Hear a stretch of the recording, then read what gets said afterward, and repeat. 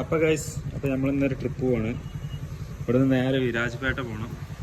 അപ്പോൾ ഒപ്പം നമ്മൾ ആളുണ്ട്, അർജുൻ ബ്രോ റെയിൻകോട്ടൊക്കെ എടുത്തിട്ടുണ്ട്. ചെറിയതായിട്ടും ചാറ്റൽ മഴയൊക്കെ ഉണ്ട്. അപ്പോൾ നമ്മൾ പോയി നോക്കാം. ഗൈസ്, അർജുൻ എന്താ റെയിൻകോട്ടൊക്കെ ഇട്ട് ഓടിച്ചാടി വരുന്നുണ്ട്.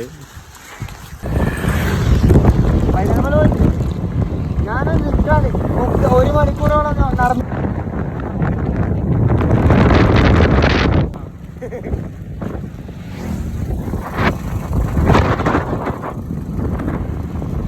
നമ്മൾ ഫോറസ്റ്റ് കയറിയിട്ടുണ്ട്. ഇത് കേരളത്തിൻ്റെയും അതുപോലെ കർണാടകൻ്റെയും അതിർത്തിയായ നാഗർഹോൾ ടൈഗർ റിസർവ് ആണ്. ഇത് അവിടെ ആനൻ്റെ ഫോട്ടോ ഒക്കെ കാണാം. ഈ റോട്ടിൽ എപ്പോൾ വരുമ്പോഴും ആന ഒന്നല്ലെങ്കിൽ റോട്ടുമലോ അല്ലെങ്കിൽ ഈ സൈഡിലൊക്കെ ആയിട്ട് കാണാവുന്നതാണ്. ഈ കാണാൻ പറ്റുമോ നമുക്ക് നോക്കാം. ഭാഗ്യമുണ്ടെങ്കിൽ നമുക്ക് കാണാം.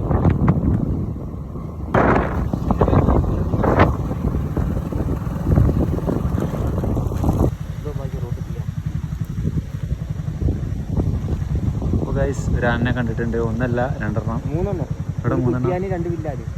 ആ കാടിൻ്റെ ഉള്ളിൽ വേറെ ഒന്നും.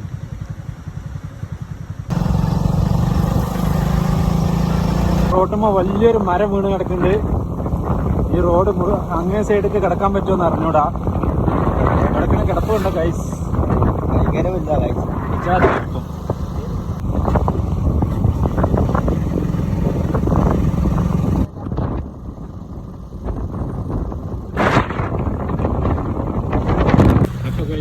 അങ്ങനെ ഞങ്ങൾ വിരാജ്പേട്ട ടൗണിലെത്തിയിട്ടുണ്ട്. അല്ല, എത്തിയില്ല.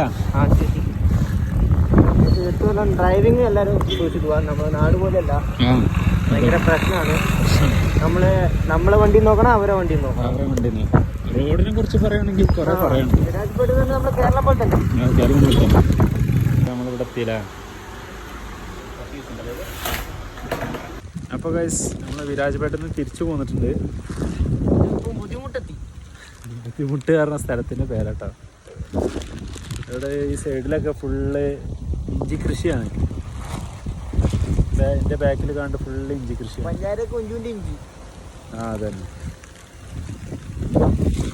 അങ്ങനെ ഞങ്ങൾ ഷോപ്പിനാണ്ട് ഇനി ഇവിടുന്ന് ഒരു ഏകദേശം 6 കിലോമീറ്റർ കൂടെ ഉണ്ടാവും. അപ്പോൾ ഓക്കെ, ഗുഡ് ബൈ.